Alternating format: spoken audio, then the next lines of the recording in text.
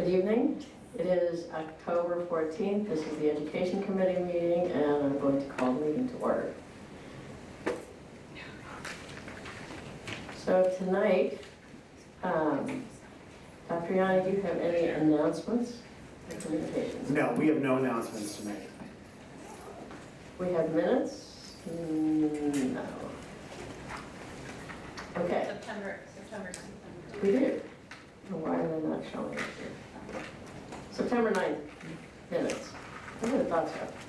Okay. So tonight we have one presentation, and then we will get to a number of recommendations and reports.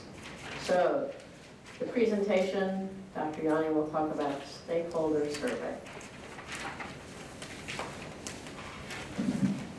Good evening. Thank you so much. As the board will remember, this summer we released a stakeholder survey to gain the community's perceptions about the school district in several areas: teaching and learning, budget and finance, facilities and operations, engagement of stakeholders, and also communication structures. And through the month of October, I'll be presenting the survey results at each committee meeting so that the information pertains directly to the committee. So tonight I'll be reviewing the teaching and learning results. So a couple things before we start. So our survey was completed by a cross-section of stakeholders: parents, guardians, students, staff, and community members, with and without connection to Upper Dublin School District, completed the survey. As we looked, at the responses varied by question, from a low of 681 responses to a high of 706. And as with any type of survey, we have to remember that the responses are based upon personal experiences and attitudes and perceptions about the district. So as I'm reviewing these results tonight, it's going to be helpful to keep in mind how we're using this data. This data is really for me and our leadership team to have for planning purposes. We're always looking to improve conditions for student success as we work towards achieving the goals in our strategic action plans. And also this gives us baseline data. So a survey, another iteration of this survey, will most likely come out in the spring, and we'll look and see if we've moved the needle on any of these things. The next couple of slides are the questions and the percentages of folks that selected along the Likert scale: strongly agree, agree, disagree, and strongly disagree. And then at the end, there's some emergent themes to talk about. So the first question we asked was the district's curriculum, or the statement was, the district's curriculum meets the needs of all students. And if you look at the strongly agree and agree portions of that pie chart, you'll see that the vast majority believe that the district's curriculum meets the needs of all students. But there's at least a perception out there, 20%, almost 21%, and another little percentage there that strongly disagrees with that statement. So that tells us that we need to do a better job and actually over-communicate about the curriculum here in the district. Our district provides the requisite help students need within the confines of the school day. It's really interesting when you look at this, the results for this statement.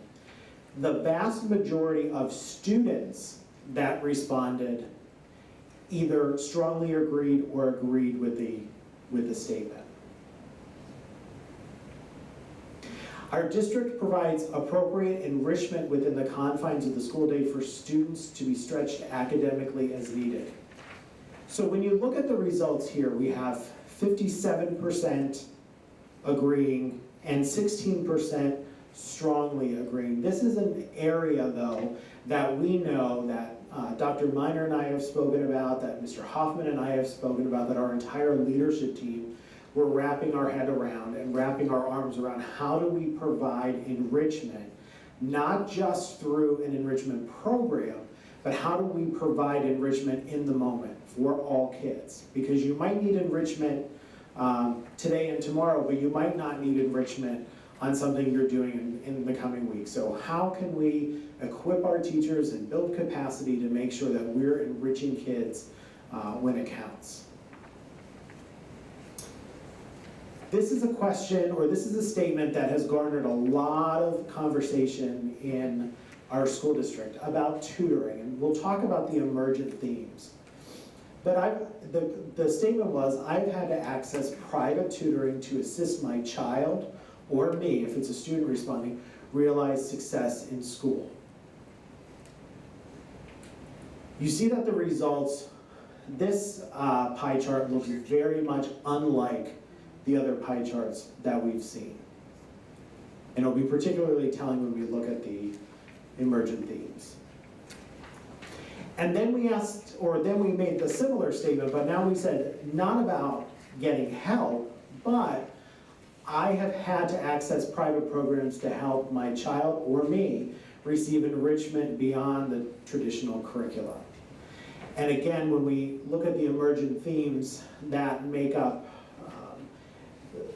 the perceptions and attitudes of the folks that answered the survey, you'll see that a couple of themes emerged. Our district provides the technology needed to help students be successful in the 21st century. So if you see the vast majority either of respondents either strongly agree or agree, and we have few or fewer folks saying that they disagree or strongly disagree. Those graphs are nice, and those graphs will be up on the website tomorrow, as will these next slides. I really think this is where the meat of the conversations will be happening, not only as a leadership team, but in committees, education committee as well as some other committees. One of the big themes that emerged was a request for more communication and parent-guardian learning sessions when curriculums or programs change. So often, school districts assume when a program changes or when we do things differently that parents will be able to pick it up very easily.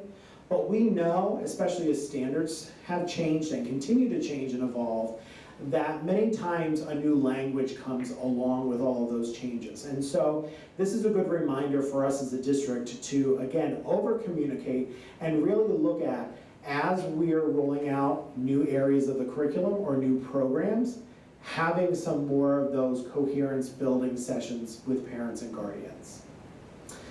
Another big theme, give more information on the differences that parents and guardians will see as their children matriculate from elementary to middle school and then middle school to high school. If you think about the typical elementary experience, you have 1 or 2 points of contact, and you typically get lots and lots of communication. When the child matriculates to the middle school, now we have 5, 6, 7 points of contact, and the communication doesn't feel very often as free-flowing as we might like. And then when students reach to the high school, we see even less of that. So it's really important, not only for us as school leaders and school district leaders, to reinforce with our staff what it is that we expect in terms of communication with families and communications about curriculum and instruction, but also helping parents understand, especially when it's your first child that goes to middle school or your first child that goes to high school.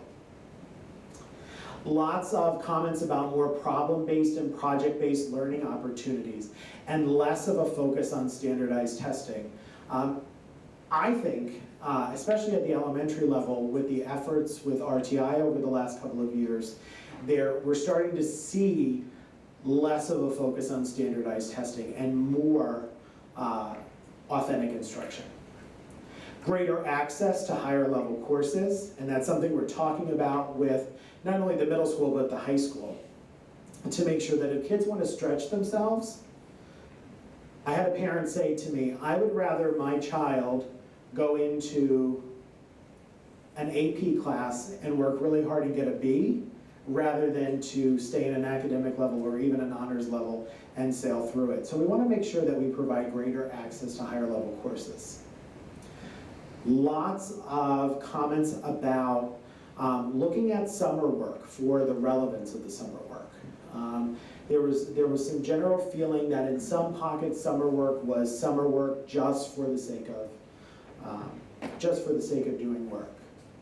Connecting general ed and special ed more fully, that's something that continues to be a goal for us as a district, to make sure that, you know, we're not talking about kids being in general ed or special ed, we're talking about what we're doing for all kids.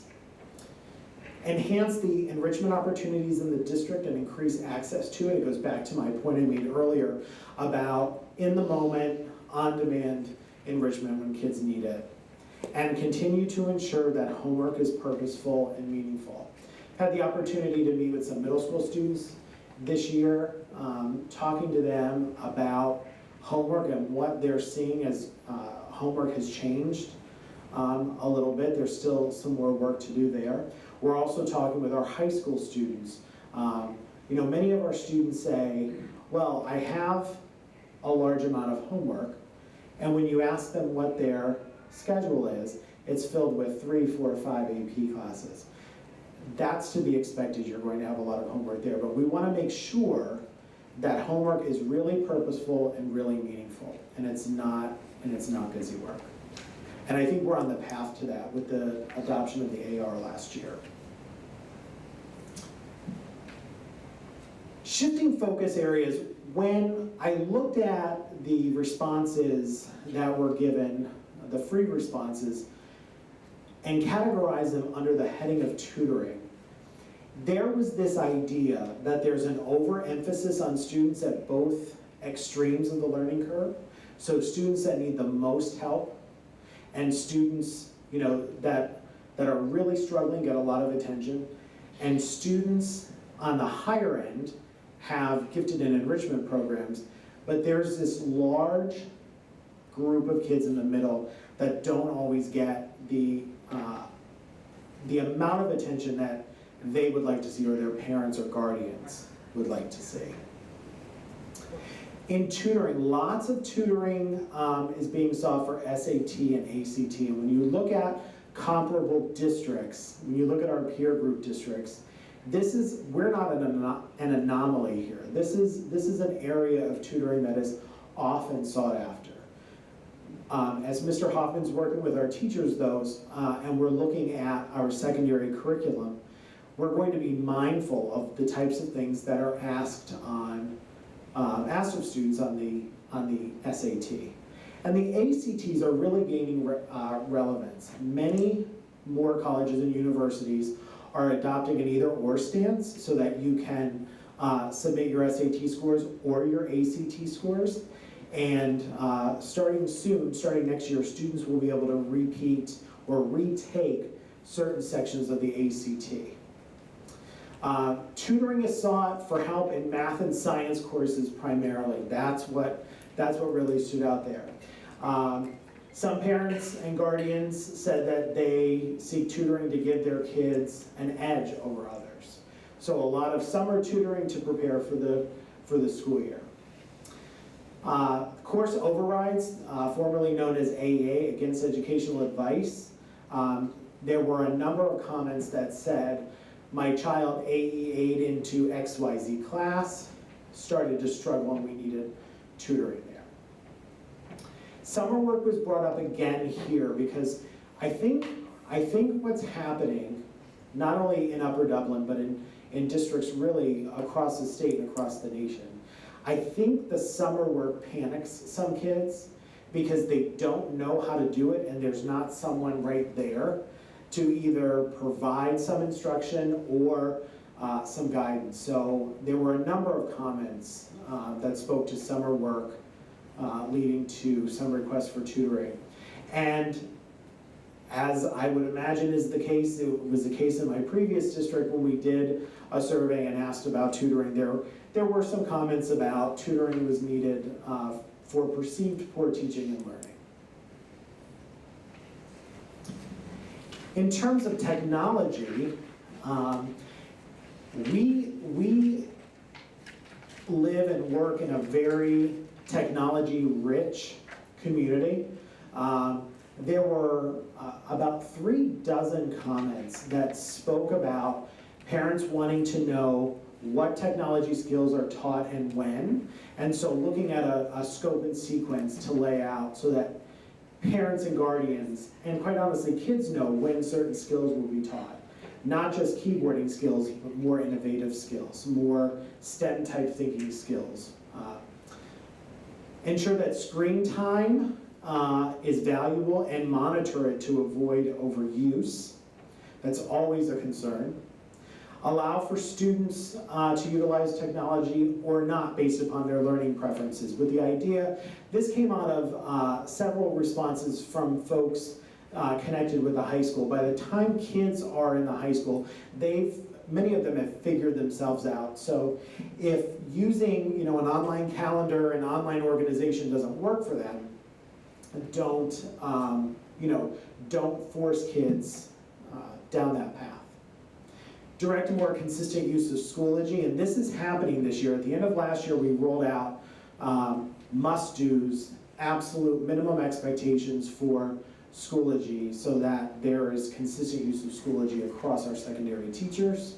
And we're in the process of monitoring that because, as you can imagine, there are some folks that need some help with that, so we want to make sure that we provide support. And then provide learning sessions for parents and guardians on the use of technology that their kids are going to be using. Because everyone says, oh, Schoology is really user-friendly. Sure it is, it becomes really intuitive to kids, but if you're an adult and you've not used it, it's not necessarily intuitive. So providing some sort of assistance there.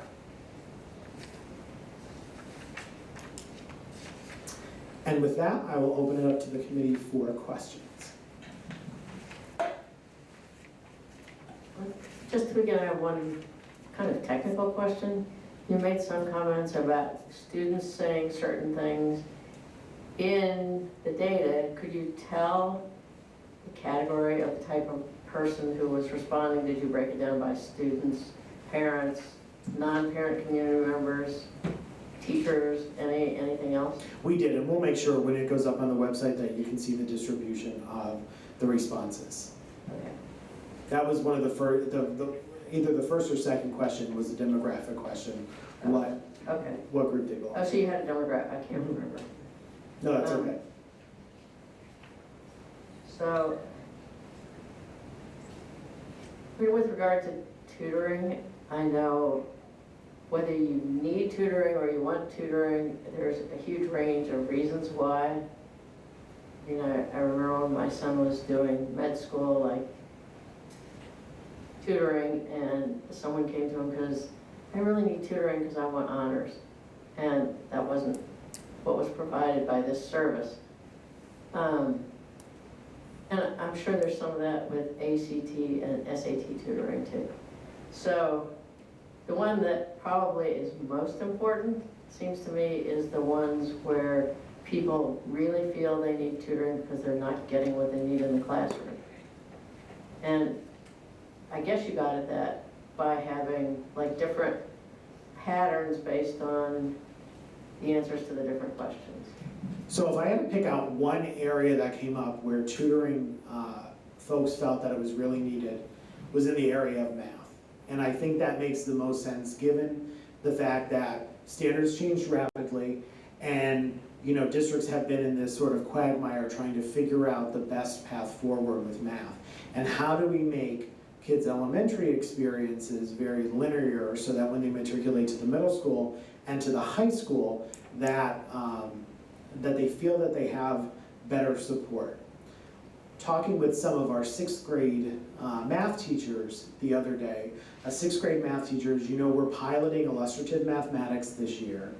The teacher, her actual words were, I feel like I've been reborn because I feel like I'm teaching math that's making kids think and think deeply about math. I'm not just doing either straight computation, and I'm not having to pull from many sources to teach the lessons. And I think whether it's here or in any of our peer districts, math changed so rapidly, and the resources that were out on the market, quite frankly, and this is not an excuse, it's just a reality, the resources didn't keep up with the pace of the change in the standards.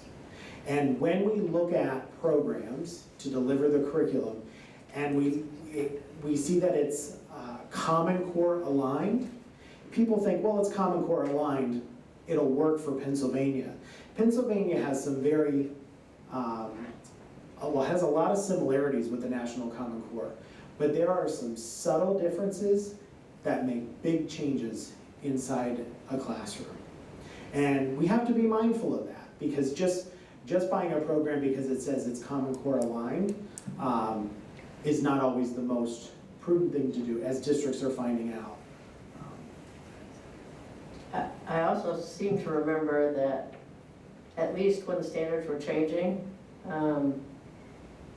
publishers would say Common Core aligned, but when you dug into it, when our teachers dug into it, or when some third party dug into it, they found a lot of the ones that said they weren't really. Exactly right. So I'll give you two examples of that. One is Everyday Math. Everyday Math said they were Common Core aligned.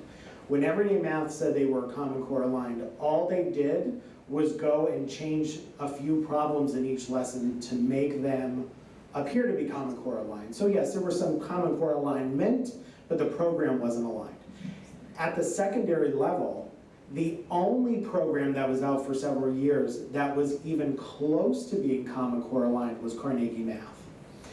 But as those shifts in mathematical practice happened, what we saw was, and what districts that had Carnegie in other parts of the state saw, was again, there was some Common Core alignment, but they were not Common Core aligned.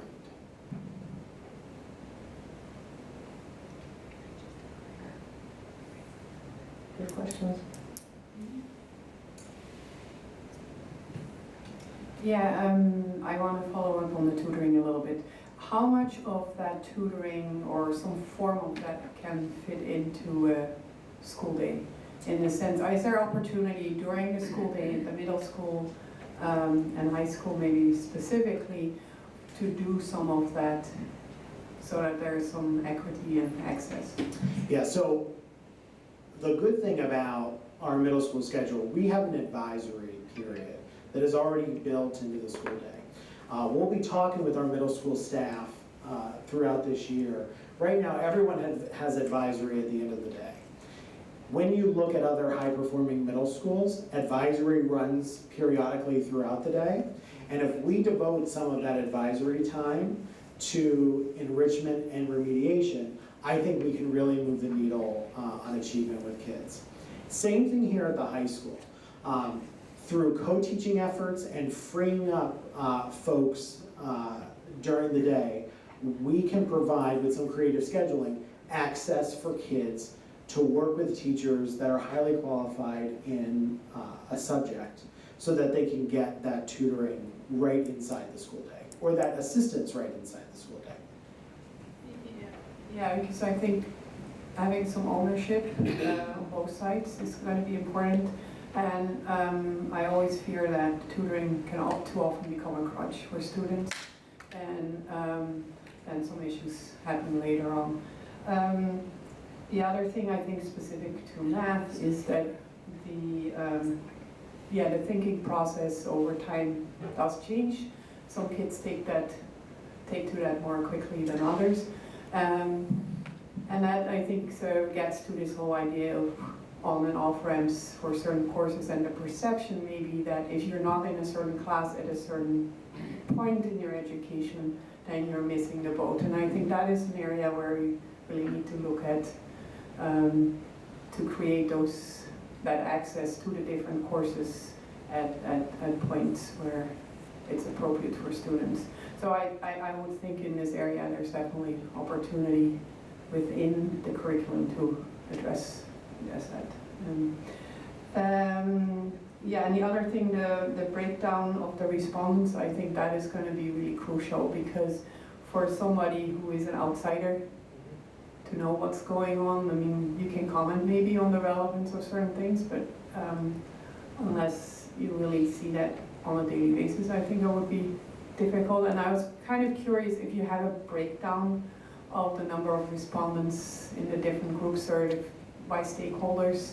I do, and I'll add that, I'll drop that slide in Yes. before it's posted. And also I mean, share it with and the I think the other piece, and this is me, the stat nerd, that, yeah, people who respond to questionnaires may not be totally representative of a population, and I think that's really important to keep in mind when we interpret these. As useful as I think it is to have some sort of baseline and some insight, if you don't ask, you will never know, but we really also have to step carefully, I think, as we interpret this.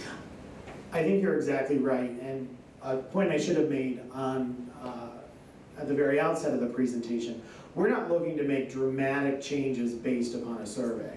What we are looking for, and what we'll continue to look for, are trends that are happening. So if we notice the same types of things are coming up in the data, then we can act on it. But, it's great that we had 706 responses for some of our questions. This has garnered more respondents than some other surveys that we've done, but it's still one segment or a portion of our community.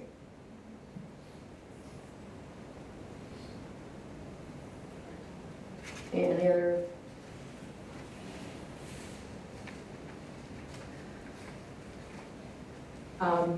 You'd mentioned about technology and some opportunities to train parents. I just wanted to expand a little bit on that, and I liked your example that there are lots of tools out there for organization. Kids need that. Some may not do well, say, using electronic things, some may.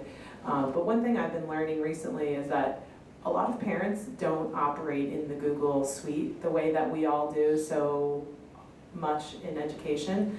And I think we are missing an opportunity for training some of our families on helping their kids. We just did, the AAC just did a report on executive functioning. There may be some untapped potential there.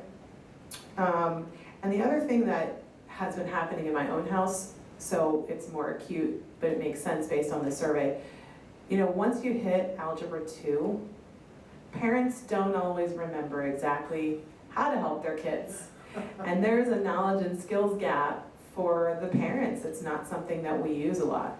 So I think that's when we start to freak out. And I must compliment, the staff at Sandy Run has been more than willing meeting my student before or after school or whenever it can work, because his advisories are all taken up essentially with band. So I know that there's been a lot of discussion about schedules. I know you have plans on how that can be adjusted. Just seems like a great opportunity to provide more time. I think this was a good time to do a survey with largely a new leadership team in place, with different eyes looking at how we create the best conditions for kids in our district. I think this was really the opportune time. And change happens in education somewhat slowly. I think that we have a team in place and we're building capacity in our staff that we're starting to see that change evolve more rapidly. And I really have to commend our staff, because our staff, they're the ones that are working with kids every day. And truly, our teachers want to do what's right by their kids, and we as leaders have to build that capacity and make sure that we create conditions where they can do that. So overall, I was happy that we did this survey, and like I said, we've already been using it in planning, not only for this school year, but what it looks like beyond this school year. And we will survey again sometime in the spring.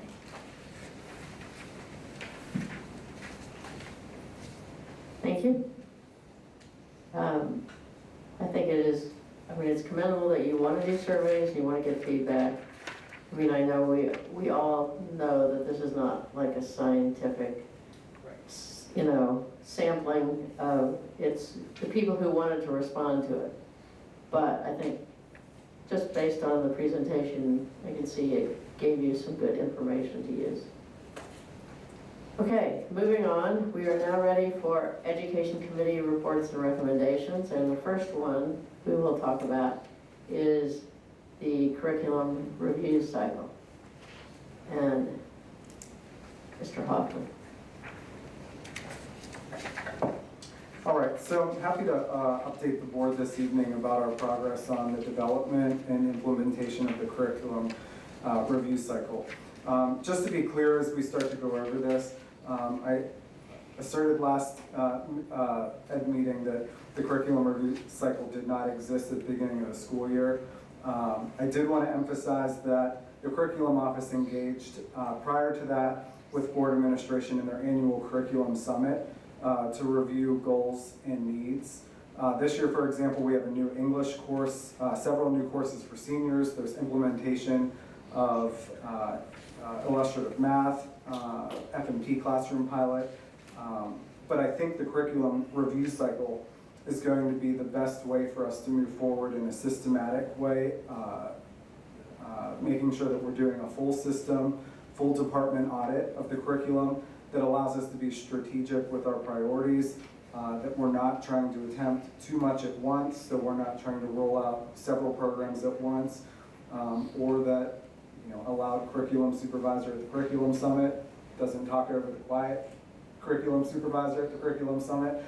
So it really makes sure that over a 5-year period that we're all working through that process together, that we have a continuous revision mindset. So one of the things that I've asked with teachers this year is that we're open to the idea of continuous professional learning, so not a one-shot professional development. So with that mindset, I'd ask the same of our teachers in system to look at continuous revision mindset for our curriculum.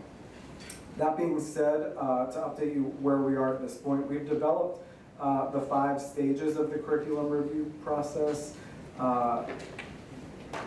Ms. Evans, do you mind going to the second page? Thank you, sorry about that.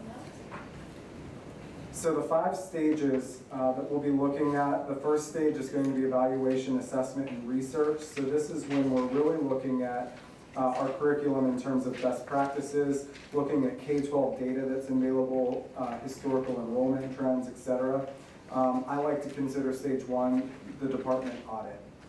Stage 2 is going to be when we start to look at making sure that our standards are aligned, that we have a clear scope and sequence, that we're evaluating resources to support areas that we need some attention. Stage 3 will be the implementation of the professional learning. It's really important, again, to justify why I articulated the importance of a curriculum review cycle. When I spoke to the supervisors about this, stage 3, the curriculum professional learning process, is probably the stage that they said most often gets overlooked, because you're so wrapped up in trying to, write plans, write units, that the actual professional learning piece sometimes gets put on the back burner, and we've got to train our teachers and allow the teachers to be supported to implement the changes that we're asking them to. I think illustrative math is doing a great job with that. That they come out, I forget how many, all the half days, and some half and full days throughout the year to actually teach the units to our teachers. And so the teachers are learning the units a few units before teaching it. So it's a really nice system that hopefully we'll be able to mirror with this cycle. And then stage 4 is revising and reviewing what we've been working on, doing some peer observations, optional peer observations to assess the changes and to support one another, and then we'll continue to monitor from there. I also spoke to you last time about the writing framework, and based on the feedback from the board and community input on the value of that writing conversation, what we've decided with the curriculum supervisors is that as part of the curriculum review process, so when 6 to 12 math, for example, is looking at the curriculum review process, we're going to do an audit and an implementation of a K12, the K12 writing framework, a K12 STEM framework that we're going to work to develop, and a K12 technology framework. And that, as Dr. Yanni was speaking about, the scope and sequence for technology that was asked, when are we going to learn specific skills? We're going to look to embed and integrate that K12 in our curriculum. So making sure that we're writing in every class, that we're looking at components of STEM in every class, and that we're integrating the technology and teaching the technology skills in every class. So those are tools that the technology framework exists. The writing framework is just about there. And two of our teachers were at the I say it wrong every time, PSTA, Pennsylvania Science Teachers, PSTA. Yeah, that's what I was thinking too. And they said that they got a really great framework for a STEM audit. And what they said was, if your district's not ready for a STEM audit, don't do it because it's a horrifying experience. So we want to take that tool and work backwards and plan that into what we do so that we're not just saying in second grade when you take that STEM class, but instead those are good skills that we want to embed across the board. That's where we are. The one thing that is not on the curriculum review chart at the top, the draft cycle, is K12 Guidance Framework. And I met with Ms. Ward at the high school on Friday. And we want to input K12 guidance into the curriculum review cycle, but my recommendation would be a 3-year review cycle so that we're responding to the PAYS surveys that come out every other year, so that we're not waiting and sitting on valuable information that we could be using with our students. Upcoming timelines, we'll be meeting this week on Wednesday to try to tighten up the K12 writing framework. I'll be meeting one-on-one with elementary and secondary curriculum supervisors in the next 2 weeks to review what this looks like. They gave a lot of very valuable feedback about where they are on this 5-year cycle. And then on October 30th, we're going to really dig in and start building the tools that we're going to use to audit and to revise over the course of the next few years. Questions? If I could just really quickly. So we're in a period of time now where we don't foresee standards changing, at least not with the rapidity that they've changed in the past. And I think that we're also, I know we're in a point where our teachers have a lot of capacity. And so laying out a curriculum review cycle allows us not only to articulate in a long view what areas of the curriculum we're going to be working on, but how we can allocate budgetary resources to new programs. So that one of the things I challenge all the administrators to do is do a long-term budget for their department. This will allow Mr. Hoffman and Dr. Miner to build out a long-range budget so that we can see the forecast of what curriculum and instruction will need budgetarily over the next couple of years. So I'm excited to see this, and I thank Mr. Hoffman and our curriculum supervisors and our staff that have had a hand in this, because I think this is going to be a good process. So, thank you. I mean, I see the difference between what had gone on before, and I think some of it was, with the annual curriculum, well, they were actually sometimes biannual, sometimes annual, curriculum reviews, and that it was responsive to new standards that came out, and we had to adapt to them very quickly, and to the fact that we integrated technology with the Chromebooks. And the technology was changing, the ability to use online resources was fairly new, at least to use them within the classrooms and the curriculum. So your comment about it being a more stable period, that this process, and some of the other reasons that you told me in between the last meeting and this meeting, about, and said again, about spreading the changes so that you're not doing a lot of things all at once, either because of the burden on the teachers or because of the cost. So both those things allow things to become more regular. And hopefully this will be the way it can stay for a while. So, couple questions. I presume you mean with regard to not having the guidance in here. I know last year we talked about, in their new rules about career, and that they're embedded in the guidance curriculum. But that will lead me into the other question I have, which is, when you talk about things like STEM and writing, my assumption is this does not mean you're gonna add a new course within the schedule because I don't know that there's spaces for it. But that what you're doing is integrating those skills into the classes that exist. And I mean, I guess my question is the same with regard to the career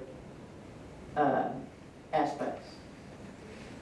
Because, I mean, there are requirements to do various types of career education all along the way. And it doesn't seem like there's too many places other than having a career day where you can add a whole new class that is career exploration, but rather it should be integrated into the existing classes. You want to comment on that, I guess? Either of you. Looked like you were getting ready. Yeah, so I think we're using Career Zone right now so that we meet the state requirement of doing what we need to do for career, college and career readiness, those indicators. But to your point, Dr. Ludwig, we're really looking at what we're already doing. The state really didn't give a ton of guidance about what artifacts can be used. Now that districts have been audited, we've not yet been audited, but districts have been audited, and now we can see what the state will and will not accept as artifacts. And the good news is we're doing, I would say, 80 to 85% of what we need to do. So the additional things that we'll be doing won't necessitate another course. It will just necessitate some changes within courses. The only thing I would add then would be that as part of the evaluation, assessment, research stage one of each of these, we're going to look at historical trends, kind of the enrollment that may or may not change as a result of things, and you know, senior English, for example, being completely reimagined to what I think all English courses should be, you know, looking at communication or film or speech or the art of the story. I can see that kind of thing happening over the course of time, so I don't necessarily think that we're adding on more, but perhaps reimagining some of the courses that we do have if we feel like we need to do that. But things like writing skill and STEM skill just will be integrated into existing classes. Yes, and integrated across all disciplines. Okay. But what you're trying to develop is some way to make that visible to people because it's not part of the program of studies as course, you know, technology 1, 2, 3. That's correct. Okay. Yep. So the way it will look, it's a learning progression, K12. And so you'll see, I'm trying to keep it to 2 pages, front and back, so it will be a list of skills. The writing progression, for example, is one of the topics we were looking at today was to choose vocabulary that helps articulate tone and visualization or something like that. And so what does that look like at a proficient level at 6th grade through 12th grade? And how can a science teacher encourage students to use appropriate words to describe what they're doing in a lab, and being deliberate that when we're building the scope and sequence that's incorporated there so that they're understanding and we're providing professional learning for teachers to do that. The same thing if we're in a social studies class describing a time period or a piece of literature that students are writing on their own. So just integration.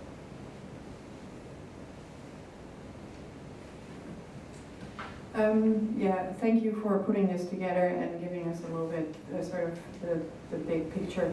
I have a couple of things about sort of the decision of that big picture. It looks like a 5-year cycle. How did you decide on a 5-year cycle rather than and one that is for, it looks like each discipline? 5 is typical for a curriculum cycle. Some are as limited as 3 I've seen, some are as large as 7 plus. 5 is manageable, I think, for the purpose. And you know, I want to point out, similar to I like what Joan was saying about what we were able to get from a survey, for example, and I'm using this as a reason for me explaining where I got to 5. With the survey, it helps us understand the priorities of all of our stakeholders so that we can then build a system that supports those priorities. So when we look at scheduling, for example, we don't say we're going to adopt a 50-minute schedule with an advisory. We're going to say, what do we want out of a middle school experience, and how do we prioritize and build a system that supports that, a schedule that supports that. So I want to be very clear that while 5 is typical, I didn't go into the process with the mindset that I want to squeeze all of this into 5 years. You'll see there are 6 articulated because I wanted to show that it wraps back around at the end. What we sought to do, our major priorities was that we wanted the K12 audit. You'll notice that within 1 year of each other, we tried to make sure that K5 science, for example, is very close to 612 science, so that we are able to look at a 612 experience. If you look at this first year, for example, there are no K5 core content courses happening in the same year, so that an elementary teacher, for example, is not. So as we look to kind of spread that out from where we've been and where we are, that was one of the decisions. So that's how we got to 5. No, and that makes sense, and but that's also was actually part of my next question. Then for social studies, we do see this at K to 12. Yeah, why? Good question.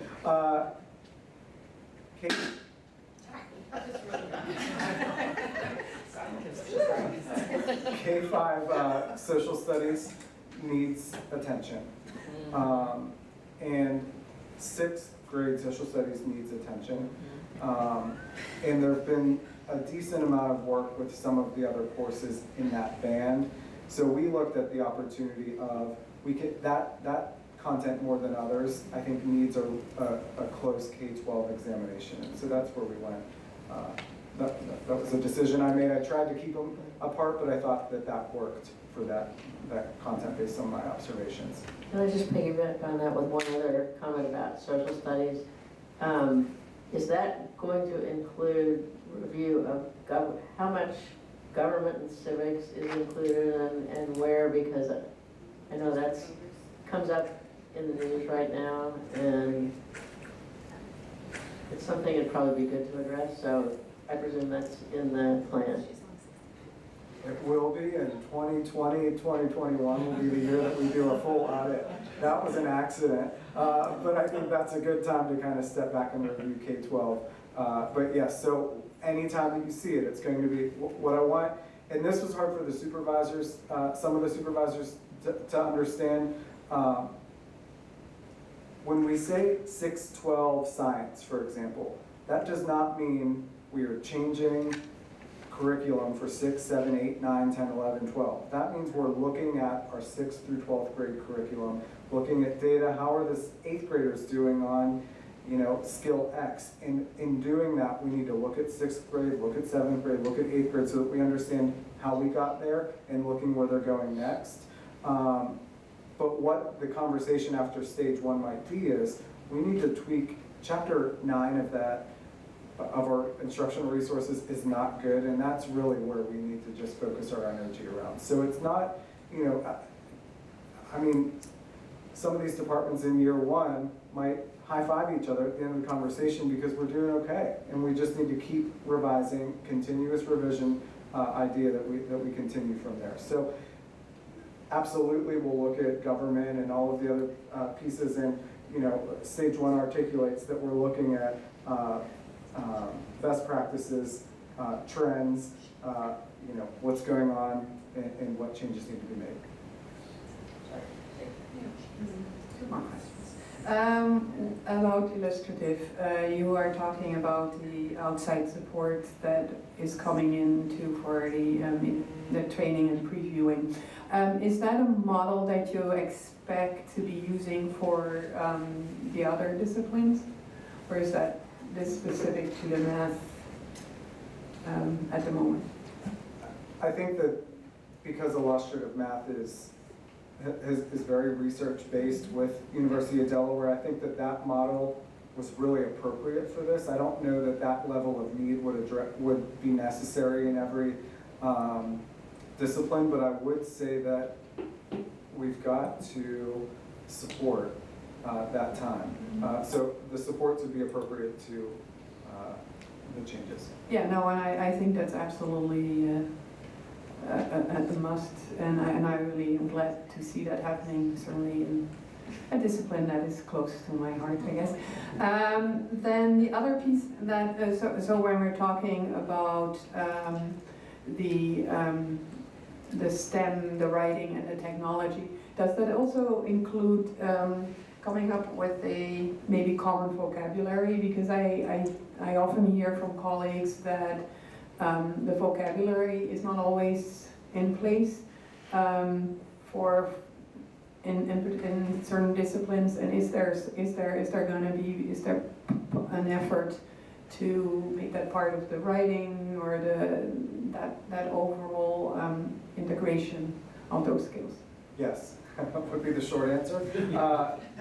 The not shorter answer would be the learning progression charts, K12 learning progression charts will be live documents, meaning hyperlinked to resources. So when we see, our goal really is, the skill that I butchered a few minutes ago with selecting vocabulary would be something that would, which is ironic now that I'm saying it out loud, as a former English teacher, would be a hyperlinked document that when you click that, you can see examples of what that looks like in 5th grade for a science classroom, a social studies classroom, an English classroom, math classroom, so that we're really using that as resources to show how we can use vocabulary across disciplines.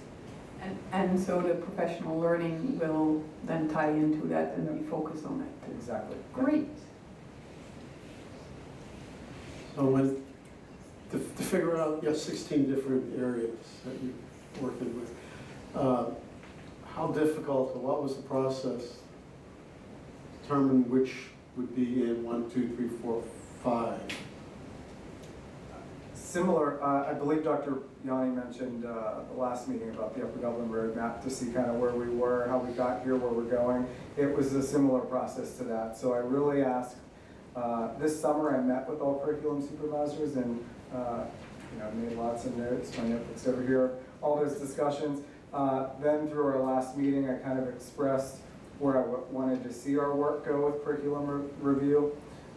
Then I gave them a blank chart that had stage 1, 2, 3, 4, 5, and asked them to put for me where they were with some notes. And it was a really great activity to really see, they were really honest and said, this is an area that, kind of we've allowed to kind of, be on the back burner because there were no fires necessarily put out, but there were bigger issues. Some were saying the professional learning for the department, for certain courses, took off. So it really allowed us to have some honest conversations which are really healthy in an organization, and it allowed us to get there. There were conversation of, can I stay in year 3 for 2 years? And we'll see whenever we see what the work looks like. But I think whenever we look at this process in the past, it's been predominantly when we revise, it's been a lot of time either on teachers' own time or over the course of the summer. And I want to empower teachers through their resources with IPD, with their administration, to use some half-day for teaming, for department teaming. I want to continue to foster that priority for my office. August, they had a nice chunk of time over those days, and I'll continue to support them in that area. It seems reasonable that five areas wanted to be in 3. That's true. And so if you're piloting the program now, where should they be at? Technically, stage 2 is a pilot. So you'll see ELA there for K5. So F&P is in that group, for example. Illustrative math is in year 3. But year 3 is really implementation and professional learning. So they are implementing that curriculum. We've moved forward with that curriculum. So it really depends on where we are in the needs at that point.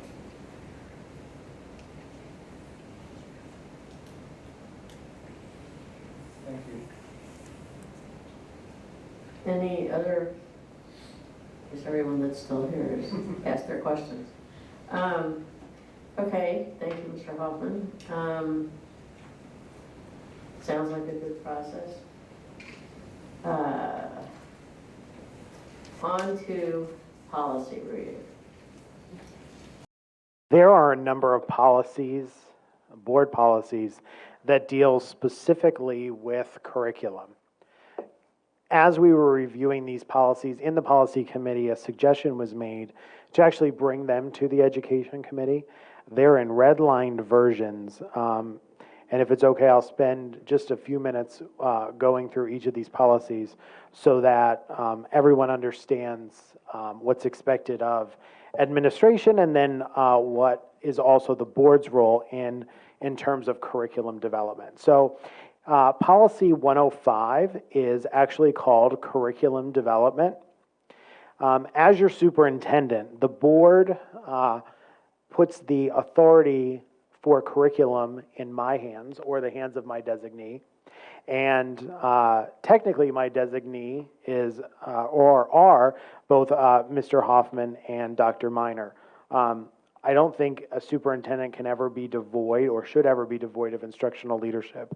And so really the curriculum work is an all hands on deck process.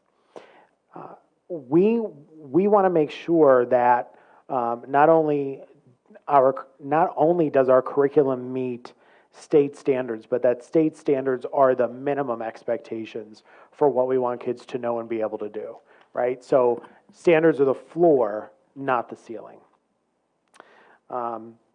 There is, in this policy, there are 10 points that explain what our curriculum should be able to do.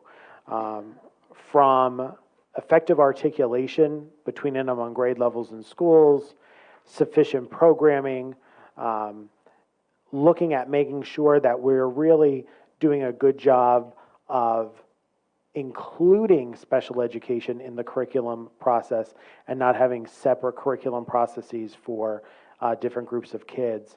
Making sure that we provide support for our English language learners, that we make sure that we truly create conditions for all kids to be successful. So as we write curriculum, many people mix the use of the word curriculum and programs. So our curriculum, the curriculum is actually the written scope and sequence, essential questions, big ideas, big understandings, and learning paths and learning plans that we need to do with kids. Our programs are the vehicles that we use to teach that curriculum. So anytime there are, or there will be a textbook adoption, the board always approves the purchase of those textbooks. So Mr. Hoffman and Dr. Miner would budget for those. We would bring those curriculum resource materials forth in an education committee meeting, and then we would seek your approval. So today in our policy committee meeting, we talked about all of the things that happen in a course, and that yes, there are textbooks, but there are also a ton of ancillary materials sometimes. And so what we'll be bringing forth to the board would be those primary course materials, textbooks, any major seminal online resources or other resources that we want to make sure are common across courses. Obviously, I want to stress that textbooks by school code have to be approved by the board. So there's never an adoption of a textbook without the board knowing. The next policy that we have to look at is policy 105.1, and this is curriculum review by parents, guardians, students, and community members. This policy really allows or sets conditions for parents, students, or community members to view our curriculum, to view our, and also view our textbooks and other resource materials. One of the things that I think that, I think communication has improved in the district, and as we continue to communicate and over-communicate about curriculum, I think there will be less of a need for folks to come in and look at the curriculum. They're always welcome to do so, but we want to be out in front of that so that parents and guardians and the community knows what we're doing with their kids. We also have a policy 105.2, which is called exemption from instruction. There are times that students will be or may ask to be excused from certain instruction or assessments due to a whole host of reasons, namely religious reasons. And this policy codifies and articulates all the processes that must be adhered to be excused from instruction. And the last policy, which is 105.3, this is actually the policy that articulates the curriculum review cycle that Mr. Hoffman referenced earlier this evening, specifically with 5 phases: review and research, writing, preparation, implementation, and evaluation. And I think I see Mrs. Windheim here in the audience tonight, and I think, you know, teachers in Upper Dublin and teachers in many high-performing school districts really deserve a pat on the back, because as standards have changed in the past, a lot was changed really in rapid succession. And if you think of an elementary teacher's world was really upended when the PA core standards were adopted. Having this curriculum review cycle actually articulated in policy and then put into practice is going to allow us, you know, to continue to build capacity in our staff so that we can continue to do great things for kids. So if there are any questions about those policies, I know that was a brief review, but I'll be happy to answer any questions, and I would, and I'll take any suggestions that the committee has back to our policy committee as we look at these policies. I have a couple of questions. One, are there ARs for these policies at the moment? Are they being rewritten? At the moment, there are not ARs for this for these policies. One of the things we're doing in the policy committee is looking at each policy and talking about if it needs an AR or if the policy is sufficient in and of itself.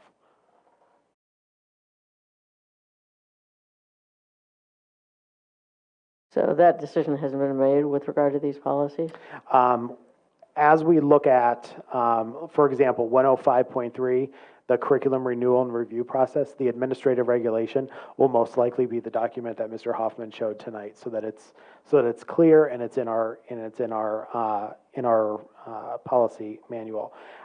With exemption from instruction, it would be, you know, the forms and types of things that folks need to fill out if they want to have their students, you know, exempted from instruction. So I guess this is a question, I don't know if other people share this as not understanding, but what exactly is the product that is a curriculum? Is it the program of studies book, a scope and sequence? Is it more than that? Is it the materials themselves or not? No, I'm laughing because this is a question that I think everybody wrestles with. A curriculum is a scope and sequence and a set of curriculum maps. So what are the essential and enduring understandings? What are the big ideas? What's the content-specific vocabulary?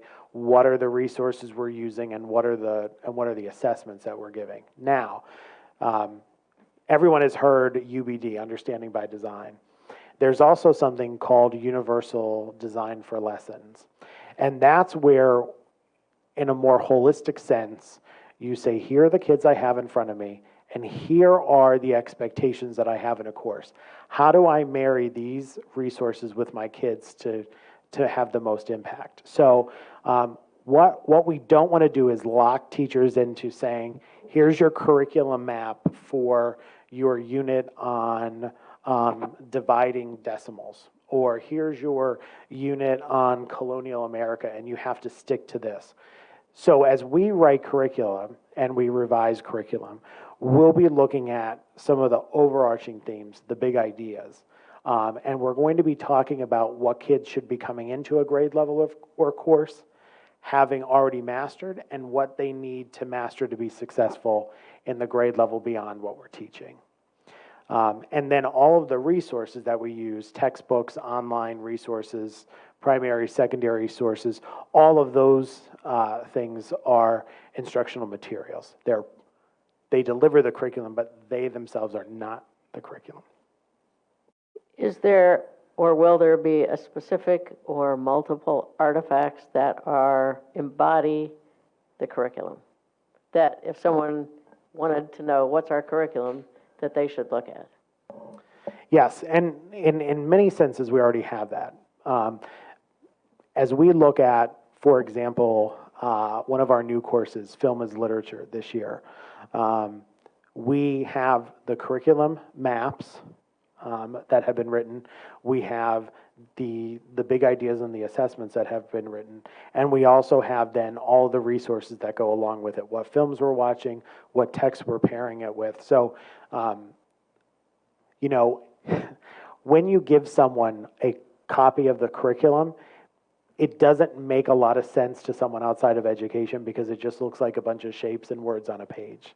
And so anytime that we invite parents in to talk about a specific area of the curriculum, it's always helpful to either have an administrator or have a teacher that teaches that course so that you can explain the flow of information, the flow of instruction through a course or any area of the curriculum. So the program of studies gives kind of a highlight or overview of that, but it is not the sum total of the curriculum. Right. The programs of studies is really just basic information about every course, but it's interesting. If you want to start with a curriculum audit, it's always good to start with how we're describing a course, because often courses are not necessarily, or how a course is described and what actually happens in that course are two different things. And so, we'll be digging through not only the course of studies for the high school, but also for Sandy Run this year to make sure that we have good alignment between what's in that document and what's happening in our classrooms. I have one more very petty or specific question. I don't know if it's petty. It's specific.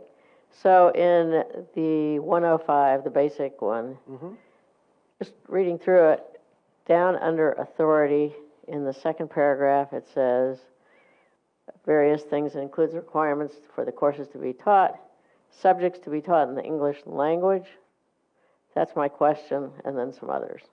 That's actually part of what's written in school code. So many times when you look at policy, it's interesting that you said you had a specific question, because we had a 2-hour policy committee meeting today and I answered a lot of very specific questions. Oh, okay. No, so much of what's written in policy comes directly from school code. And so sometimes when you read something, you think that doesn't sound right or that doesn't feel right in the policy. And 9 times out of 10, when that happens and you question it, it's written that way in school code. And keep in mind that we've had a couple omnibus bills, but largely the school code was written in 1949 and not truly amended in any significant way since. Okay. Other people? Any other comments or questions? No? I will say that, I'm sorry, Mrs. Sherbier. One of the, we have a standalone policy committee, but I think when we have policies that are germane to a specific committee, it's helpful to have eyes here, because sometimes when we're in policy committee, we're a bunch of word nerds and we're going through the policies and we're not always reading for content. We get sometimes down in the minutia, and sometimes it's good to have the financial policies reviewed by the finance committee, education policies reviewed by education, and so on, so that we can sort of get multiple views of policies. Yeah, that was pretty much what I was going to ask. And with excuse me, with that in mind, is it also something that that supervisors look at through their lens, and so it's sort of different eyes looking at these policies? Yes, absolutely. And then we'll also, there are some policies that we'll actually have even our associations look at the UDEA and UDESPA, some of the personnel-related policies to make sure that there's, good understanding of the policy and to make sure that we're not missing anything. And what we try to do in policy is try to get as much input as we can prior to the policy committee actually looking at it. So it's important that it comes to the committee. It's important that we share it with any appropriate administrators, and curriculum supervisors before we start moving forward with a first reading and then a second reading.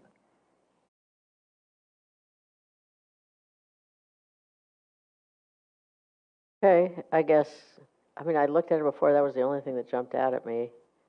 And I do know that a lot of it's about school code.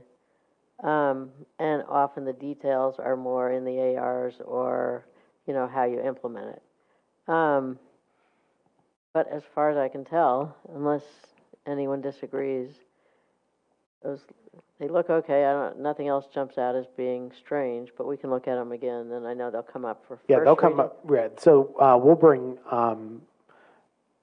the policies and the ARs to the next meeting. And then once we have an opportunity in this committee to look at the ARs, I'll move them forward to the policy committee. Thank you. All right, I guess we should move on to the next one is the update to the British Exchange. Yes, so the Sir John Law's British Exchange was received at the August legislative meeting. Over summer, we were asking the chaperones to get some information to us to make sure that the words were correct in preparation for that. I failed to put the money request in with that decision that was put in previous years, and so we were getting ready to approve some of the purchases and realized we needed to do that. That was an oversight. Sorry. Unless there's an objection, we'll move that on.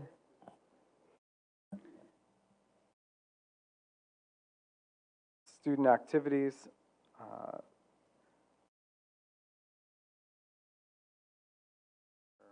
So there is one correction on student activities as well that will be made before we take it to the legislative meeting, and that is the New York City Broadway trip. If you follow the chart over, there are 2 chaperones, number of days per substitute is 1, and we only need 1 substitute. The 2 teachers have worked with their colleagues to cover so that the cost was kept down for students. So that $288.20 total cost to district should be $144.10. So that change will be made prior to legislation. 5th grades, each school picks their own trip, and this is just 2 of them. Will the other 2 schools Yes. come at a later date? Yes. Yeah, I was going to ask some that too also. And then the question to follow up with that, the particular, what shall we say, educational purpose of those trips is that those are the same for each of the 5th grade elementary schools, right?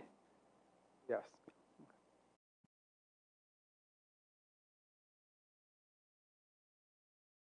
Trips. We'll move the trips along. And conferences. I just want to point out there were 3, if you'll look, that have already happened. PE teacher, teacher and nurse for a CPR instructor course. We discovered that course was being offered by the American Heart Association 2 days before the training. We found out about that on the 25th of September. The meeting was the 23rd. The training was the 27th. So we knew that the benefit of that was that not only can they themselves be trained, but they can train their departments and our district staff on first aid and CPR, which is very valuable for us as a district. So we did put that through and are asking for that. Should there, I don't know if this matters, should there be some indication on here that it's a ratification? Or maybe it's obvious by the date, it might not matter. I think when we put this on the legislative agenda, if we could just put an asterisk and then just put a legend down below that says that's a ratification. Yeah. Can I ask a question?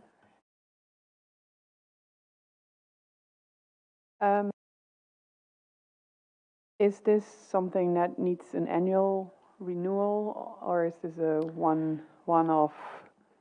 So with the American, with this organization, their certification is actually to be able to train others, and it's a 3-year certification. And then at the end of the 3rd year, they have to do a brief training to re-up their certification. I promised Mr. Ropsky I would speak about the cost tonight, because these folks can become district trainers. While it looks like it's some significant money for them to attend and have sub-coverage and everything, it actually is quite economical because they'll be able to train many folks in our district.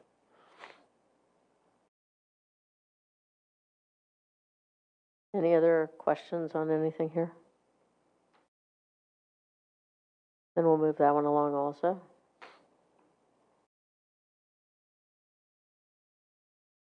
So that's the end of our reports and recommendations. We are up to community input, if anyone would like to speak. 4 minutes and the usual rules.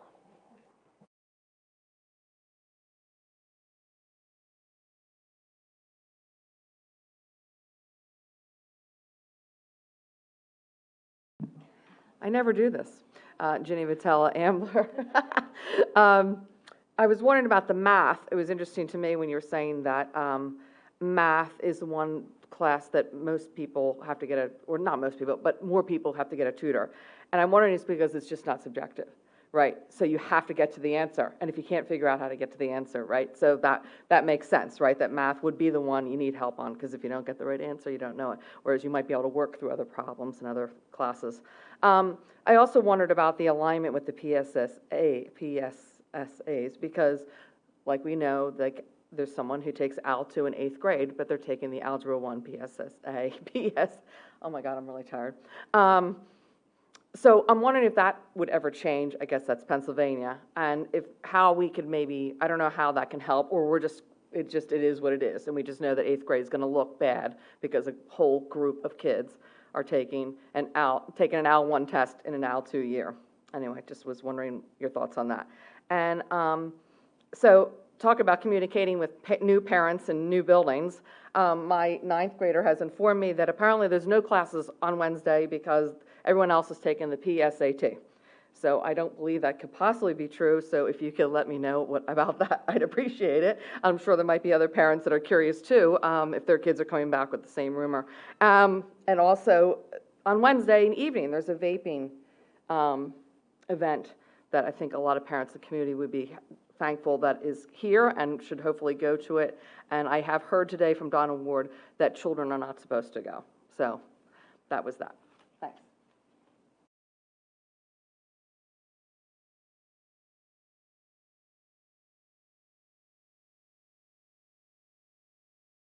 Hi, Pam Olszewski, for Ambler. I said Fort Washington. I don't live in Fort Washington.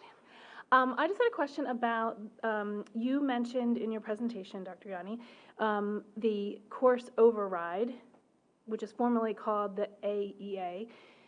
When did that happen, and what is the sort of protocol now that there is not that process? And I had another question, but I think it escaped. Yeah, that's it. So if you could explain that one a little bit, that'd be great.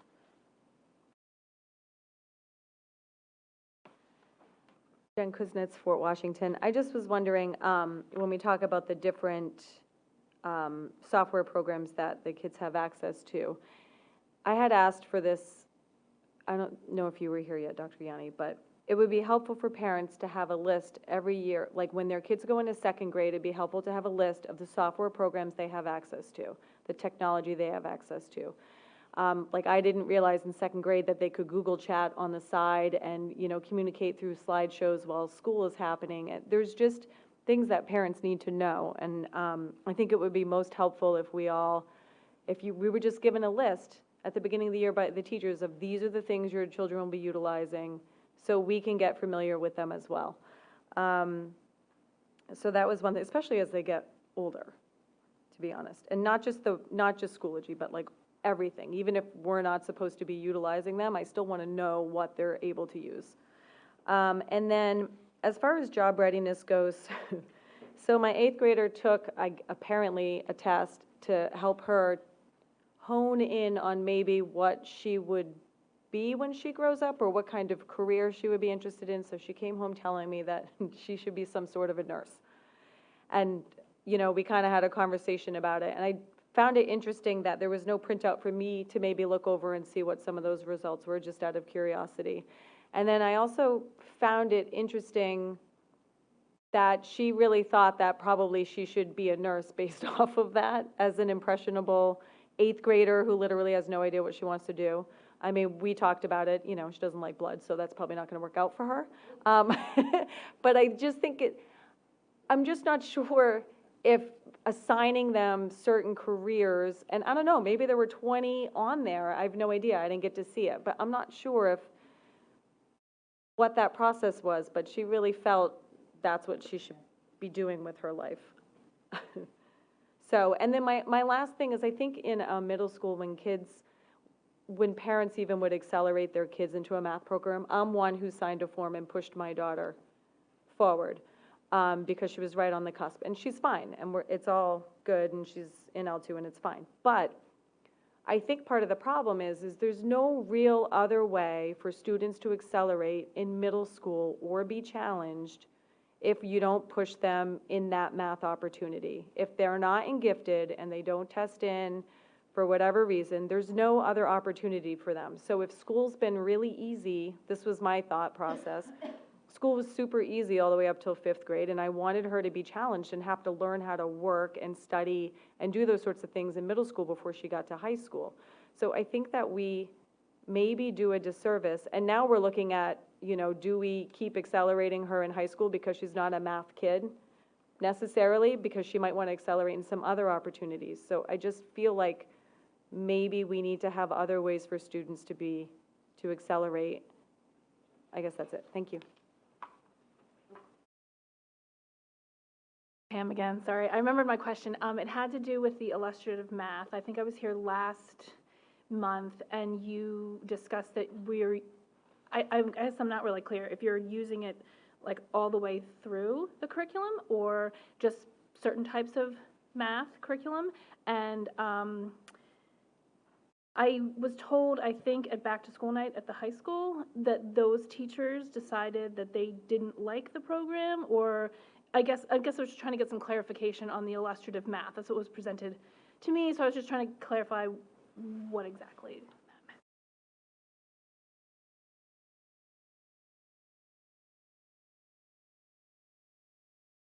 Close community input, and Dr. Yanni, do you want to take some of the questions? Sure, so I'll start answering the questions. Mr. Hoffman, feel free to jump in if I misspeak, as I know you will. So illustrative math is being used in 6th grade through Algebra 1. When we reviewed, through Algebra 2. There are a few units in illustrative that are not necessarily covered in Algebra 2, and a couple topics that we traditionally teach in Algebra 2 that aren't in illustrative, so there's some flexibility there. The question about course override versus AEA. The AEA form against educational advice form, over the years, I think everyone at this table agrees it was harshly written. It got a little bit softer. We decided to move it in a different direction, and we call it course override. So when a student is recommended into a course, they have the ability through meeting with their counselor and having a parent meeting, or at least a phone call to understand the rigors of the course, that they can override and go into a more rigorous course. And that started this year. So you'll still hear AEA spoken about, but the actual process now is called the course override process. So it'll take a little while for everyone to change their vocabulary from AEA to course override. As far as the career readiness test, or getting an idea of what you might want to be. I was actually in 7th grade. I took the test, and I was going to be a funeral director, which I took another path. But we'll check into that. I think that was probably done through one of our electives, and we'll get some information out around that. There is a vaping presentation this coming week. I think it'll be quite good, based upon the information that they've already shared with us. What were some of the other questions that we had? Just jump in about the IM, the conversation about math being difficult, not having the right answer sometimes. I observed a little bit of the training with the University of Delaware with the 6th grade math teachers the other day, and they were doing some problems. They were projecting a problem, and the instructor was saying, when you have the answer, I think you know the answer, put a thumb up on your chest. And so they were modeling strategy. They said, if you can think of a second way to solve the problem, put up one finger. If you can think of a third way, or a second way, third way, put up another finger. And what I think that was also doing was when they were getting, okay, so we have the answer, and they would write that up on the board. And then the second problem would come, a second solution, how else did you solve it? How else did you solve it? Then they'd put another problem up and see how they could use those to help that pattern to solve the right problem. So I think that thinking through of this program is really unique. And if we're starting that in 6th grade and continuing that through, I think it's going to be, as Steve said, I mean, one of the teachers said it was a game changer, life changer for her as a teacher. And so I think that, that right answer mindset will hopefully solved a little bit with this problem, actually. Yeah. The next time you say Steve says, I'd like you to have a little jingle with it. Steve says, sorry. A couple of the other ones were a question about the PSAT in ninth grade. So, well, So, we'll get back to you. I actually sent Mr. Schultz a text so that we can clear up any rumors that we have that may be circulating out there. Also around middle school math PSSAs. The Pennsylvania Department of Education, we are still pushing for kids not to be double tested. So if you're in 7th grade or 8th grade and you take the AL1 Keystone, you should not have to take the grade level PSSA because it measures 2 different sets of standards. Likewise, once you've taken the AL1, you shouldn't have to take, so if you take AL1 in 7th grade, our assertion is that in 8th grade you shouldn't have to take a PSSA because you've already completed a more rigorous assessment. The one thing that I think we are going to have to just realize almost it is what it is, the math scores at the middle school, we're always going to have to actually pull kids out of the data and say, here's what the data looks like for kids that took 7th grade math and took the 7th grade PSSA, and here's what it looked like for kids that took Algebra 1 and the PSSA data, so that we can see the difference there. And the same thing in 8th grade and beyond. I think that's really important because sometimes, well, not sometimes, I think every year the math data is skewed. I will say on record again, my friends at PDE don't like when I say this, but there's something wrong with the test when 39% of kids in the state, only 39% of the kids pass it. There's something fundamentally wrong there. Maybe when I'm Secretary of Education, we'll figure that out, hopefully before then. But I do think when we do our data presentation this year, we'll pull the kids out so that you can see what it looks like when kids have been taught the standards and take the PSSA. Please stay here a few years before you become Secretary of Education. Deal. The one other thing was about math acceleration and different ways to accomplish that. So last year, I was so confused when we were talking about math acceleration because we were talking about double accelerated and single accelerated. And to me, when kids go into math in 6th grade, they have pre-algebra or they have 6th grade math. As we talked about earlier, when we talk about kids that need enrichment in the moment, or they need enrichment in math, we have to be able to provide that, whether that's in-class enrichment or whether that's at some other time during the day. For a kid that's not a math kid,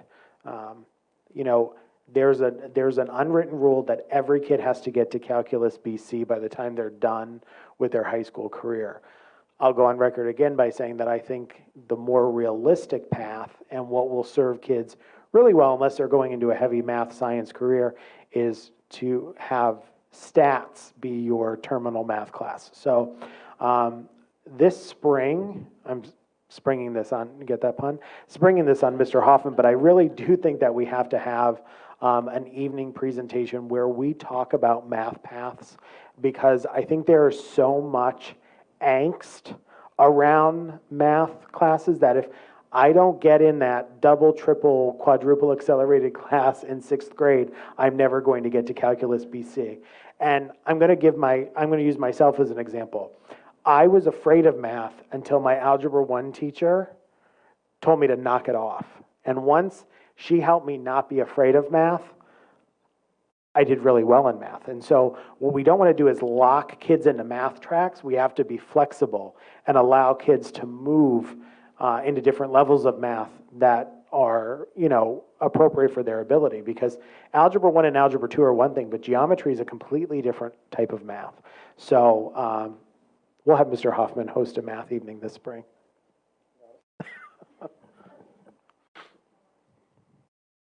I think you answered everybody, but during the course of that, I thought of two things I wanted to ask.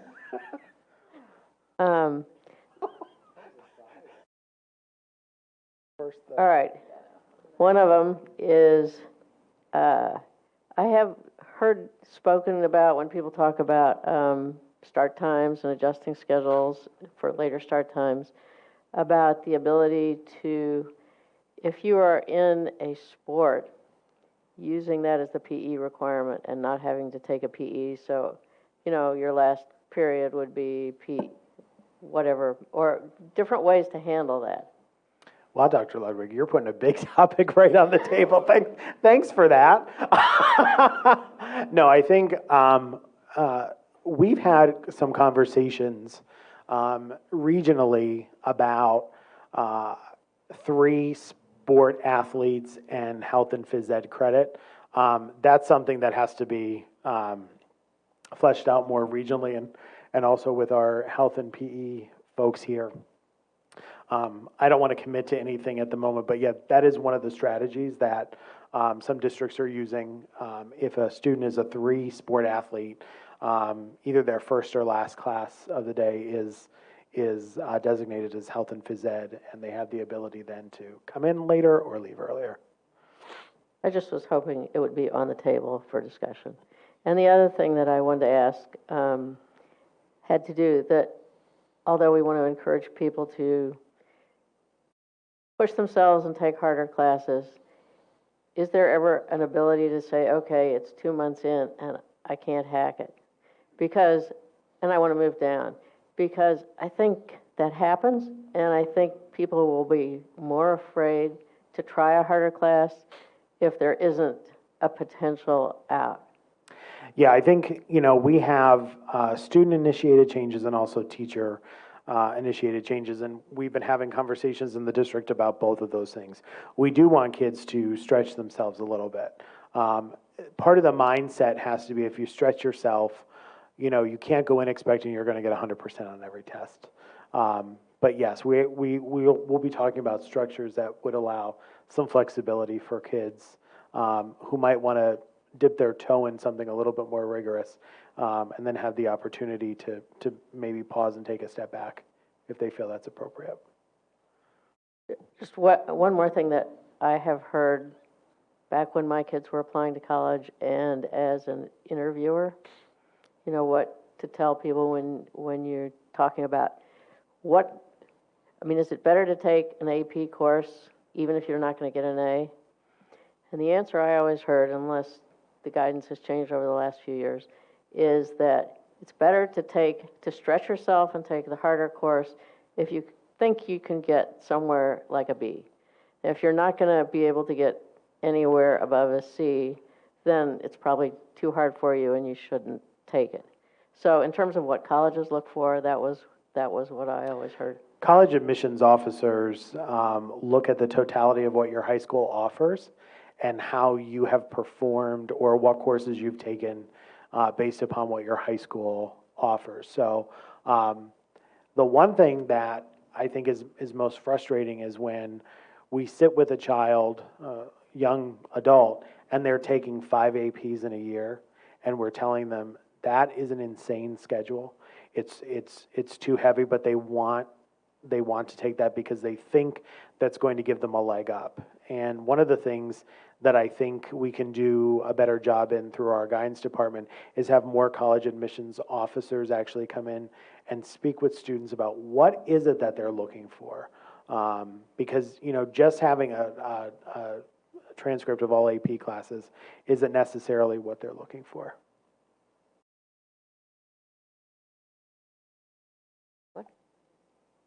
Oh, I was reminded that we didn't talk about the software programs. Yes, the software programs. I looked on our website. I know Mr. Vinogradov had put together a list, and I have it in a Google document. We'll make sure that gets put up on the website. It's all of the.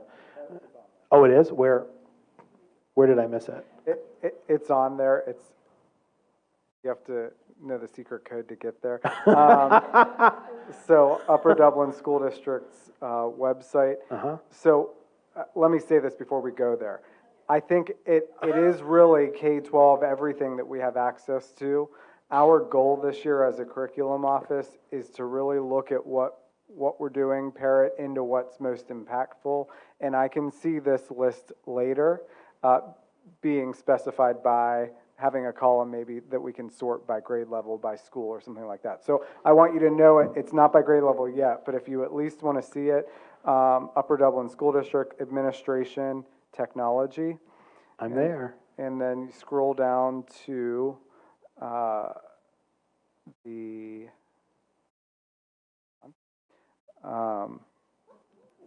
I'm almost there. Oh my gosh, I literally had it up. Was I right about this? No, it's there. Acceptable use policy, privacy and security. See, that's logical, right? And then list of core applications. At the very end, it says, this is a list of core applications. It's like the Holy Grail, if you dig. And I found it and I won, so no. So it's there, Upper Dublin. And so that'll show you all of the resources that we have, but we'll work through that. We'll break that out by grade level. I will just say, in Google, yes, kids can chat, and I wish the administrators would be as amenable to that as some of our students are, because it would be a great way to communicate during the day. Hint, hint. We do, Steve. You do. They do chat. Yeah, they have private chat rooms without you. I'm sure they do. All right. Anything else that we haven't covered? In that case, our next meeting of the Education Committee will be November 11th at 6 p.m. here in the Cardinal Room. Thank you, and we're adjourned.